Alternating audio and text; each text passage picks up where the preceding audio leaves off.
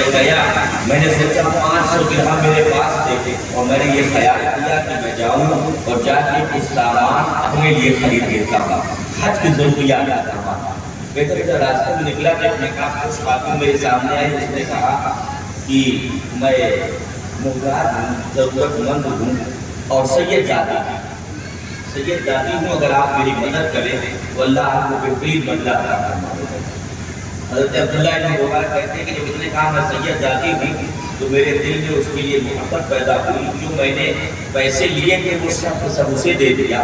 میں پہلے حج کر چکا تھا، میں پلٹ آیا، اللہ نے میرے دل سے حج کا شوق نکالا۔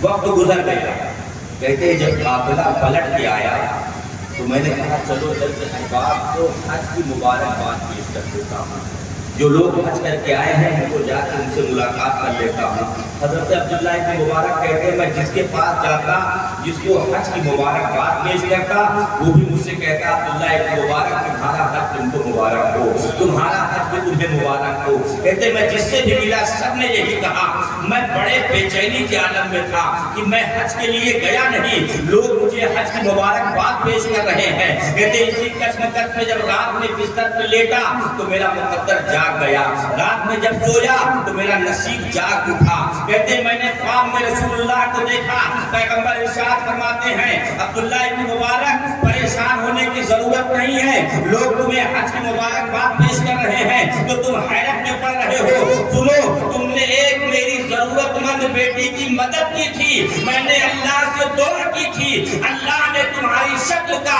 ایک فرشتہ پیدا کیا ہے جو ہر سال تمہارے ٹائم سے حج کرتا ہے۔ یہ ہے اہل بیت، یہ ہے ان کا مقام۔ ذرا کرو تو ان کی عزت، بجا جاؤ ان کا احترام، دل کے ساتھ، عقیدت کے ساتھ، محبت کے ساتھ۔ دکھاوا نہ کرو، دکھاوا کرنے کی ضرورت نہیں ہے، بس محبت سے پیش آ جاؤ، یہی سب کچھ ہے۔ تاریخ پڑھو، سیدنا جنید بغدادی کوئی ولی نہیں تھے، کوئی امام نہیں تھے، کوئی عالم نہیں تھے، کوئی فقیہ نہیں تھے، کچھ بھی نہیں تھے، پہلوان تھے، کشتی لڑا کرتے تھے، شاہی پہلوان۔ اس کا کام تھا کشتی لڑنا، کھانا پینا، صحت بنانا، ورزش کرنا، سال میں ایک بار شاہی کشتی ہوتی تھی، وہ کشتی لڑنا۔ اور ایسے ماہر پہلوان تھے کہ آپ کے مقابلے میں کوئی ٹھہرتا ہی نہیں تھا۔ جب بھی کوئی پہلوان آتا جنید کے مقابلے میں وہ شکست کھا جاتا۔ بادشاہ کو بڑا ناز تھا کہ میرا جنید ایسا پہلوان ہے جسے کوئی شکست نہیں دے سکتا، جسے کوئی ہرا نہیں سکتا۔ ہر سال کی طرح بادشاہ نے اس سال بھی اعلان کرایا۔ جب اس سال اعلان کرایا نا تو جنابی جنید کے مقابلے کے لیے کوئی ریکوائرمنٹ نہیں آئی، کسی نے نہیں چیلنج کیا۔ آخری تاریخ کو ایک پتلا دبلا سا انسان آیا جو چلتا تھا تو بدن کانپتا تھا، کپڑے بھی پھٹے ہوئے تھے۔ آنے کے بعد اس نے کہا میں جنید سے مقابلہ کروں گا۔ لوگوں نے پہلے سمجھایا ہے کیا مقابلہ کرو گے، جنید تمہارے بازو سے گزر جائے گا تم گر جاؤ گا، جنید کا مقابلہ کرو گے؟ لیکن بہرحال چیلنج ہوتا ہے۔ انہوں نے آ کے چیلنج کیا کہ میں جنید سے کشتی لڑوں گا، تو لوگوں کو لکھنا پڑا کہ ہاں فلاں جنید سے مقابلہ کرے گا۔ تاریخ دن متعین ہو گیا۔ اس بار جب تاریخ متعین ہوئی، دن متعین ہوئی، تو جانتے ہو اس بار مجمع ہر سال سے زیادہ تھا۔ لوگوں کو کشش تھی کہ دیکھیں پتلے دبلے انسان نے جنید کو چیلنج کیا ہے۔ کوئی کہہ رہا تھا اس نے ہمیں بیوقوف بنا دیا، کوئی کہہ رہا تھا جنید کے مقابلے میں وہ نہیں آئے گا، کوئی مجنون پاگل دیوانہ تھا آیا اور چلا گیا۔ لیکن مقابلہ بہرحال چیلنج ہوتا ہے۔ میدان سج گیا، جناب جنید اکھاڑے میں پہنچ گئے ہیں، اکھاڑے میں کھڑے ہیں، لیکن کوئی مقابلے کے لیے ابھی آیا نہیں ہے۔ لوگ کہہ رہے تھے وہ ہمیں بیوقوف بنا گیا ہے، وہ نہیں آئے گا۔ لوگوں نے کہا ابھی وقت باقی ہے، ذرا ٹھہرو شاید وہ آ جائے۔ تھوڑی دیر بعد لوگوں کی نگاہوں نے دیکھا کہ ایک جانب سے وہی پتلا دبلا دیوانہ سا انسان چلا رہا ہے۔ لوگوں نے کہا وہ دیکھو آ رہا ہے، کوئی بات تو ضرور اس کے اندر ہے، تبھی وہ جنید کے مقابلے کے لیے آ رہا ہے۔ اب جب وہ پتلا انسان جنید کے سامنے کھڑا ہوا मुकाबले के लिए तो रस्म के मुताबिक दोनों पहलवान पहले हाथ मिलाते हैं। अब जैसे जुनैद ने उसकी जानिब देखा, जुनैद भी मुस्कुरा पड़े, ये मेरा मुकाबला करेगा, बड़े बड़े मुल्कों के शाही पहलवान मेरे सामने न ठहर सके, ये पतला दुबला इंसान मेरे मुकाबले में आया है। उसने जैसी हाथ बढ़ाया, जनाबे जुनैद ने हाथ बढ़ाया। अब जब हाथ दोनों जानिब से बढ़े तो उस पतले दुबले इंसान ने जुनैद के कान में खामोशी से कहा, सुनो जुनैद, न मैं कोई पहलवान हूँ, न तुमसे मुकाबले की ताकत रखता हूँ, बस ये जान लो गुलशने नबूवत का एक फूल हूँ जो वक्त की हवाओं से मुरझा चुका है। घर में जवान जवान बेटियां हैं जिनके खाने पीने के लिए कोई चीज नहीं है, तन ढकने के लिए कपड़े नहीं है, बच्चियों को एक जंगल में छिपा के आया हूँ। ऐ जुनैद, अगर आज मैं कामयाब हो गया तो कल कयामत के दिन नाना से कह के तेरी शफाअत कराऊंगा। मैं सैयदा का बेटा हूँ। जुनैद कहते हैं जब मैंने ये जुमला सुना कि मैं सैयदा का बेटा हूँ, आले नबी हूँ, हजरत जुनैद कहते हैं कि ये जुमले मेरे दिल में उतरे।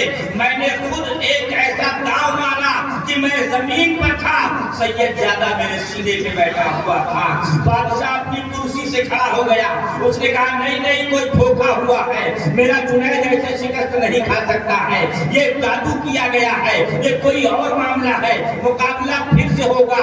फिर जनाब जुनैद ने हाथ मिलाया, फिर सैयदजादे ने वही जुमला दोहराया, आले नबी हूँ, अली का बेटा हूँ, फातिमा का लत्ते जिगर हूँ। जुनैद ने कहा आज मैं कामयाब हुआ, कयामत के दिन तुम कामयाब हो जाओगे। जनाब जुनैद कहते हैं मैंने फिर वही दाव मारा, सैयदजादा मेरे सीने पर है, मैं जमीन पर हूँ। जब 3 बार हो गया ना तो बादशाह भी अपनी कुर्सी से उठा और मलामत करते हुए चला गया। वो पब्लिक जो जुनैद को कंधे पे उठा के निकलती थी, आज वो भी जुनैद को गालियां दे रही है, आज वो भी कह रहे जुनैद ने शर्मिंदा कर दिया है, जुनैद ने रुस्वा कर दिया है, जुनैद ने हम सबको जलील कर दिया है। आले रसूल को सादो सामान दिया गया, वो अपना सामान उठाते हैं, लेकर चले गए। जुनैद उठे, अपने गर्दन को, अपने जिस्म से गर्दन को साफ किया, तन्हा अखाड़े से निकल रहे हैं। जो जुनैद हुजूम में निकला करते थे, आज वो तन्हा अखाड़े से निकल रहे हैं। जब रात की तारीकी आई, बादशाह वक्त को यकीन नहीं हो रहा था, उसने कहा जाओ जुनैद को बुला के लाओ। हजरत जुनैद बादशाह के पास पहुंचे। बादशाह ने कहा जुनैद झूठ बोलने से काम नहीं चलेगा, सच सच बताओ, ये कुश्ती तुम जानबूझ कर हारे हो, तुम कुश्ती हार नहीं सकते थे, ये कुश्ती तुम जान के हारे हो।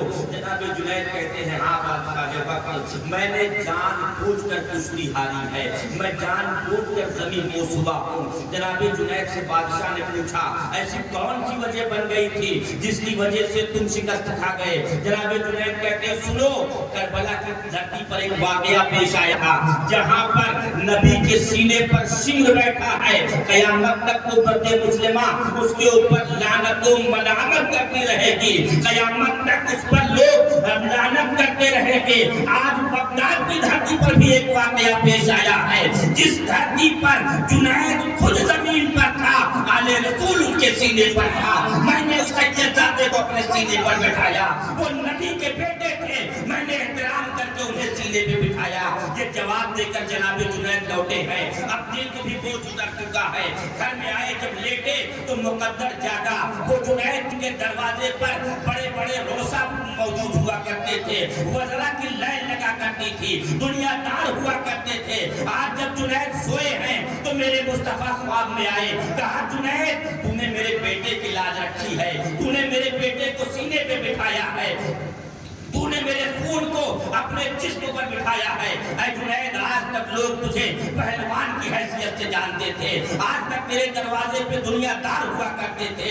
ऐ जुनैद आज मैं तुझे सैयदुल ताइफा के मकाम पर फाइज करता हूँ। आज के बाद जब तू दरवाजे पे निकलेगा तो कोई दुनियादार नहीं बल्कि वक्त के कुतुब गौस अब्दाल तेरे दरवाजे पे खड़े होंगे। जब जुनैद दरवाजे से बाहर निकले हैं, फज्र की नमाज के लिए निकले हैं, तो आज जुनैद के दरवाजे पर वक्त के तमाम वलीउल्लाह लाइन लगा कर खड़े हैं और सब कह रहे हैं मरहबा या सैयदुल ताइफा, मरहबा या सैयदुल ताइफा।